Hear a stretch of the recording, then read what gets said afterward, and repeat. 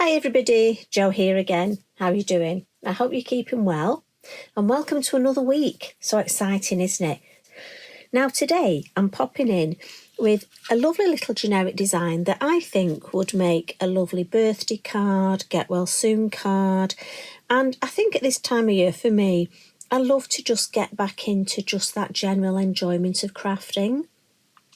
But also a couple of you have been in touch and said, is there a nice easier way to make a wreath design if you haven't got a stamp and spin machine? So I thought I'd have a little go at showing you this. Now, as always, I have decorated the back of the card. I think that's so important, and it just gives a nice cohesive design. Everything looks lovely together, and the envelope. So I decorate this corner just so that when I put my postage stamp here, put the address, again, it looks nice. I would only ever use permanent ink on an envelope though, because just if it got wet, you don't want it to run.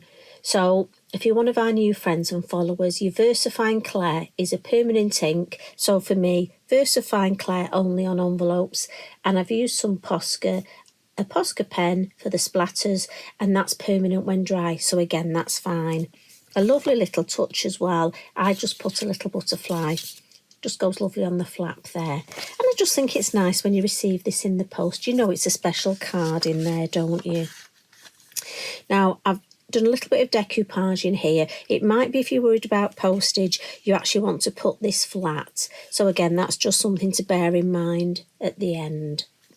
So I've used a 6x6 card and envelope here for this. So my piece of multifarious card is 5.5 inches square.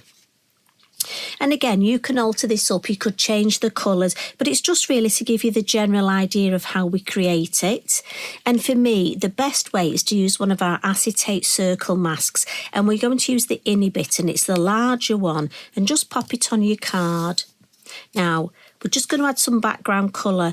You can go for whatever colour you think. I, for this design, wanted to go for greens and pinks, and I tend to get my inks out before I start, just to give me an idea what I'm working with. Lots of different green colours in the elements. Now, this is dye-based, fabulous for blending. It will react with water, but that's fine. So we've got lots of lovely colours, but I didn't want anything as dark as pixie green or as light as lime green. So I've gone for some green sleeves. Now, I would always recommend the lovely non-slip mat from Lavinia, because it means I can blend in the lid look and it won't move. So I can pop this just sort of in the centre. And then I'm just going to use my number 9. This is a larger of the stencil brushes. And I just want to get some ink around the edge. Now again, blend. And then just some nice, and this is good because if you've not really blended much before, it sort of helps you get used to how to do the blending. Now, your acetate circle mask might move a little depending on how tightly you're holding it. Mine is, but don't worry, doesn't matter. So just some nice gentle, and I'll link up once more. But then I'm going to take the mask away. We'll file that over there. And then with the ink that's left on my brush, look, I'm just going to come in and fuzzy that edge. I'll still be able to see it. And that's what I'm going to use as my stamping guide. But I just want to fuzzy that edge. And also just keeps my brush nice and clean. So I want a tiny bit more. So I'm being very gentle now, and I'm hardly... You've got to watch, when you've re-inked, you may have a lot of ink and you don't want to spoil that lovely blend. So nice light. And I just want that nice light sort of aura. And as I say, great way of practicing your blending.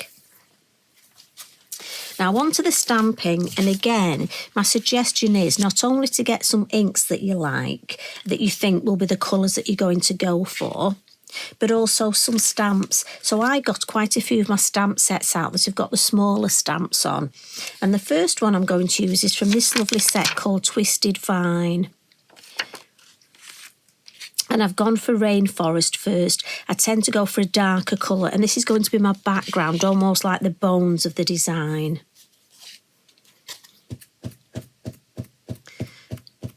And for this, I know that I want sort of to put my sentiment and my butterfly here. So I want to make this almost like my focal point. Now, you could just ink your stamp and head all the way around. I'm going to go outwards. But like I say, if you want to, you could just follow all the way around. But I'm actually going to I want to meet. So I'm going to head with this one and just follow. You've got this line to give you a guide as to where that circle is. So I'm going to go both ways. I'm just going to give my stamp a bit of a clean. Sometimes when I'm inking up, I catch the edges. It happens with some stamps more than others. Now, some people are magic, like our lovely Tracy, and if she gets ink on the edge of her stamps, it doesn't go on her cards. Me, if I get any ink anywhere other than where I need it, you can be sure I'll get it on my card. I need those magic powers. So I'm just going to go round and hopefully we're going to meet somewhere opposite. And again, when you're making cards like this, it's nice just to come up with something that's slightly different and a little bit different to your normal wreath. So we'll pop one more there. Now, as I say, you could have just gone all the way around, but it's nice to have that. Now, if you wanted a larger gap, again, you've got choices. So you could have stopped there. So the next one I'm going to come in with, again, when I was looking round, I'm going to come in with this lovely little stamp, and this is off Wild Foliage. And I'm going to use Hawthorn Rose, sort of for a pinky purpley tinge. Now this, I'm going to put, and again, you'll have great fun doing this. I want to make a focal sort of point of this bit here. So we'll add a couple there. But then, where I've got this gap, look, and I tend to just work my way around. And up here, we'll go this direction. Then I'm going to come back. And you'll get your own idea of what you want. I'm just roughly going where there's this space, look. My ink pad's sliding off my... So I'll come back with this one, look. Now it might be you want to do them both together, look. Or it might be you want to just go all the outside ones. Right, that one didn't quite, I was in a bit of a rush there, didn't quite stamp. So we'll come back in, head over, there we go. And then I'm going to put one there and one there so that these are going to meet. And that's just enough of that colour. And can you see I'm keeping that lovely shape? Now you can always go back. So my tip is don't overdo it. I'm going to stop now with that colour, move to the next, and we'll see how we go. So my next one, this is from Winter Foliage. And I'm using a couple from Winter Foliage, and I've come in with Baby Pink, just to bring in those pinky tones. And again, what I'm going to do is I want to emphasise these two areas. But then I'm just going to add a little bit again, and I'm going to do the inside first over here. And then we'll just add the shape there.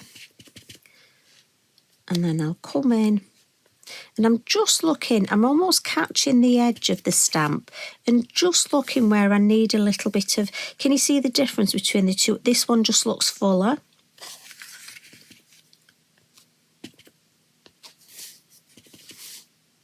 And if you've not made one of these before, have a play. They're great fun to do. And as I say, you can alter up, change your colours, depending. I mean, it might be if it's for a friend's birthday and you know what her favourite colour is, you could use that. Or a wedding card, if you've got a wedding coming up, how lovely would it be to have it in the same colours as the bridesmaid? This stamp, and this is off the Winter Foliage, I use this so much, and I tend to use avocado with it. I just find it's such a lovely colour.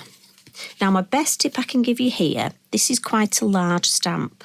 Now, if I want to stamp the whole stamp, So I'll link it up, look. So here, where I want almost more of a focal point, I want the design to come out there. I'm using the whole of the stamp. I'm just going to give that a wipe. I've got a damp cloth and a dry cloth. But there are other areas where I want just the edge of it. Right, I better not drop this. So for that, I just ink up in the corner, look, and I can ink up. So if I just ink up there, show you, I just get the top bit of the stamp. So I just have to remember to ink up in the corner. And this way I can bring this in, look, and just add extra foliage wherever I think it needs it, just by looking at the design. Now you can even add some in the middle if you see a space, and it's a great filler in. And really I'm just trying to keep that shape.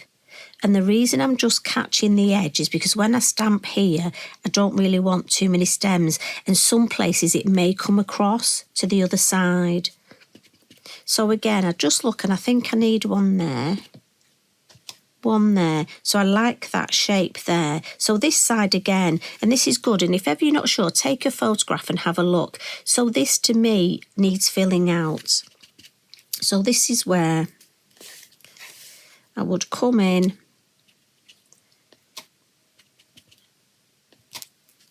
and I tend to almost stamp so I'm following that shape.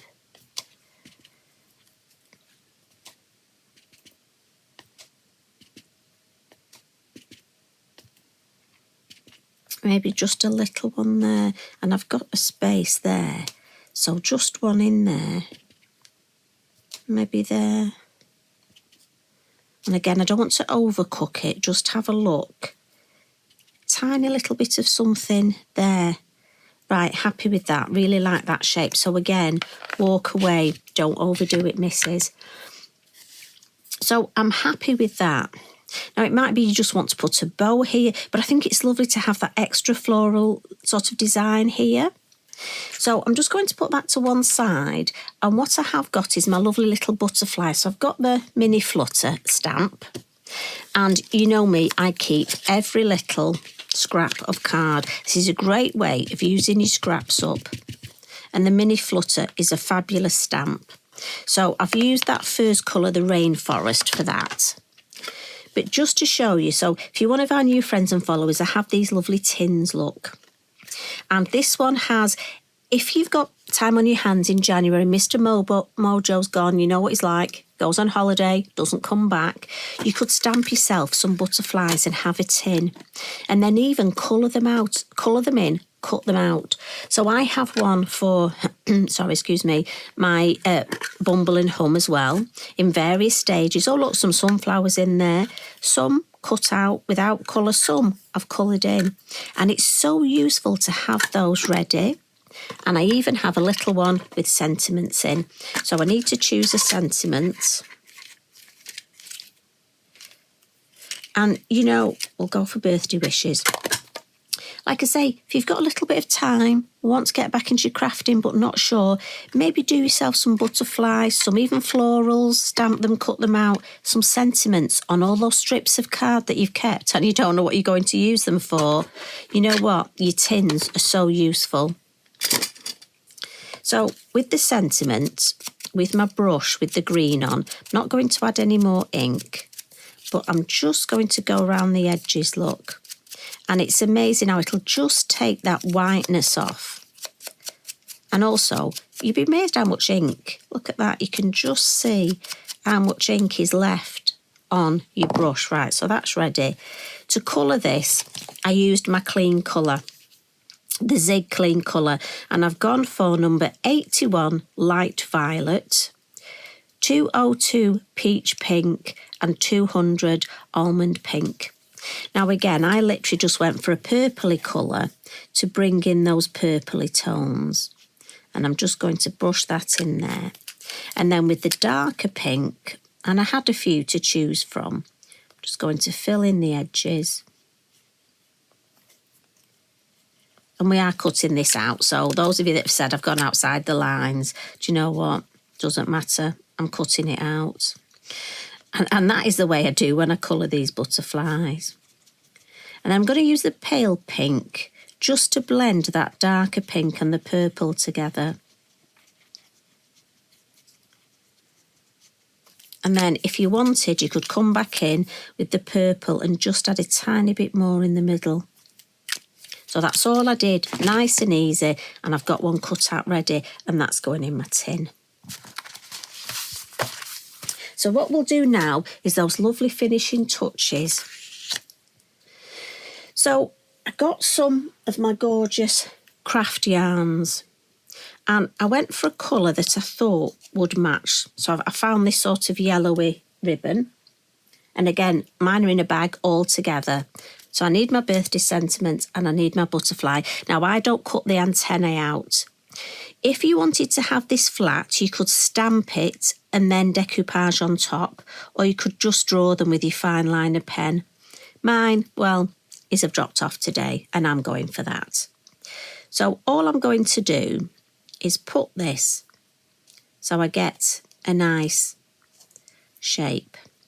Now, you know me, faffing, this could take the longest.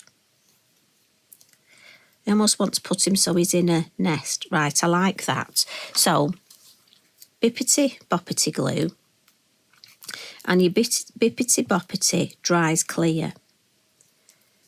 So I'm just going to put it under a couple of key areas. But as I say, the fact that it dries clear, but I'm also going to use my butterfly to hold it down. So with my butterfly, what I do is I've got some sticky pads. So I'm just going to grab a couple, the foam squares. Now, I don't know about you, but for me, the worst bit is getting the backs off these. Now, because I said it, that one behaved. And what I'm going to do is just, we'll move that, just want to rearrange that there, and then pop that, sorry, excuse me, in the middle. Tuck that under there. Oh, I like that. Right, happy with that. Now, with the sentiments, my foam square I'm going to put on the outside, just for a little bit of height. So as I say, if you wanted to post this and you wanted it flat, obviously you would just decoupage flat. But I'll just take the extra postage. And I'm going to use bippity boppity glue. Important to put my lid on. Put that over there. And what I'm going to do is slide this under, and the bippity boppity glue, just get it at the right angle. There we go. But that side is just raised slightly. Now, at this point, if you want some glitter, wow, add your glitter. Stickles would look fabulous. I'm going for the Posca, this glittery yellow.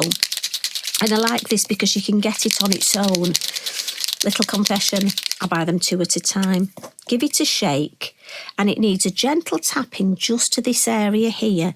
And if you hold it close, and what I like about this, it adds a little bit of glitter, sort of sparkly, but also it just extends that design.